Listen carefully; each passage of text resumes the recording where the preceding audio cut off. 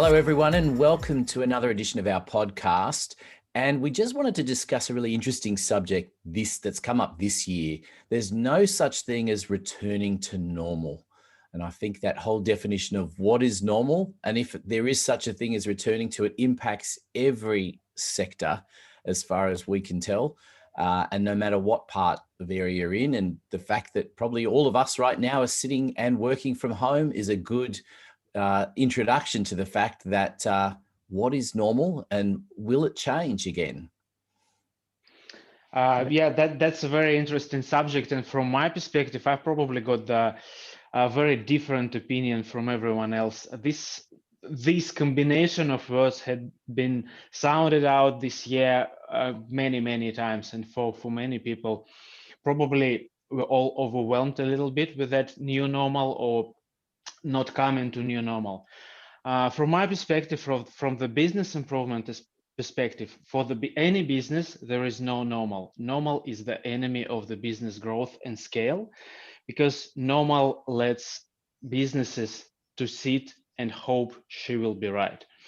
And this is quite a passive attitude that really very often leads to the crisis. And if we look back, for example, there are some really good examples like Kodak or Nokia, the normal has changed for them, but they didn't. So they didn't pick up. They were sitting in their normal, and they didn't want to see the new future, or new normal as we call it today. Okay, I think I'll take it to a personal or human perspective. I don't think there is such a thing as normal, because normal is constantly changing, whether it's changing in a subtle way, slowly, step by step, that we don't actually noticing that it's changing, or it will change abruptly by some event like we had this year. Normal is, I think it's a set of habits and what we expect to happen. So we have a set of expectation what our life is. It gives us stability, the security, and as human, we don't really like change. At least most of us, I think. Yeah. I'll just add on to what you said. I think from a finance point of view, we are probably reasonably well known as preferring a high level of stability and certainty in kind of in everything in business, especially in finance. So you can think for us, it's been quite frustrating in terms of trying to create any kind of level of normality and trying to do any projections and any forecasts. And I think one of the big things that the current environment has brought along is the change in consumer and customer behavior and how we need to attend to those things. Yeah, I think that one of the biggest things to really put to an end to is this labeling. Normal, like many other labels, is there to suit a purpose for some people who want to talk broadly. But in reality, if you're talking about a business, you can't talk about everybody. Trying to be everything to everybody is always a big mistake. And the whole idea of whatever you might define normal to be, whether it was what you considered normal to be in 2019 versus what it might be in 2021, is completely irrelevant. It's actually about focusing on the audience, the individual needs and the changing circumstances. And the reality is we're all, people are working from home, and that's not going to change. It might be partly at home, partly in the office. It'll be a mixture of a whole lot of things. We as business owners actually have to accommodate that, and have to accommodate that circumstances constantly change, and it's been heightened in the past year for sure. And we all have to cope with it in the different areas of business that we look after. Yeah, I think it's very important, Anthony. I think a lot of businesses have really been, to a certain extent, forced to find their niche and find their customers, and be quite specific about how they market and who they market to. Ayal? Yes, I think we are all here consultants or advisors, and as consultants, our job is usually to change normal in organization. We are coming in and looking at what the company or the organization and the people are doing, and we we try to find a better way to do things and to implement it. So we are kind of agent of change, of anti-normal, if you like. Yuri? I like your term, agent of change. And I just wanted to add a couple of words to what Anthony said about the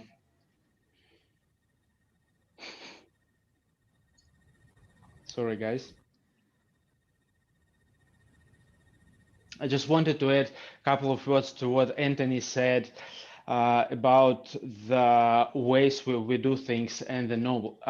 If we look probably 1.5 years back, and there were already lots of companies who were doing things that the rest of the world is just adopting or adapting now. So someone have seen already something is changing and they create the new normal. They don't wait for the circumstance to force them. I think one of the interesting things, even about working from home, I know I've been working from home for 10 years. So it's not new to me. So, and I think there's a lot of people out there that were, what sometimes circumstances in the world push things to move a little bit faster.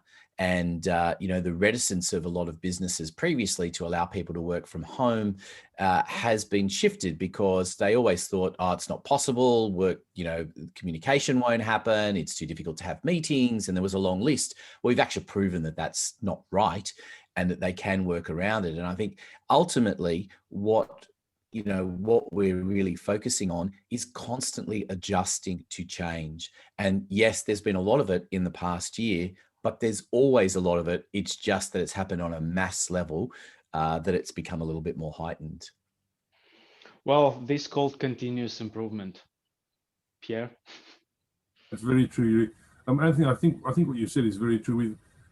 We basically, the whole system has changed. And I think one of the big kind of levels of adapting that managers have done is to define how they manage people, and not necessarily manage the people, but how they manage the outcomes. How do they manage the what is being produced? Because there's a very big difference in a mindset change that needs to happen from saying, this business only operates with bums on seats versus this business operates because we have productive outputs, and it's managing those outputs. And that's where working from home, I think, has been a large level of adapting for a lot of business owners to say, hold on, I need to check what the people are producing. And if they can produce those results in a certain period, that's what I need. It's not necessarily 8 hours at work, but it's about levels X, Y, Z of output. And that's what the business needs.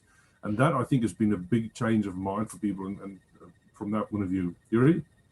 I absolutely agree with your point. And this was also relevant when people were in the office, because the old school model, pre-2000 model of working by hours rather than by value is quite outdated. And the right set of reporting and right set of measurements and KPIs helps this and helps to manage the workload and helps to manage the involvement or engagement of the staff as well. And this is not only a problem of remote working. Yes, it just requires remotely, it requires a little bit different tools, but the system is the same.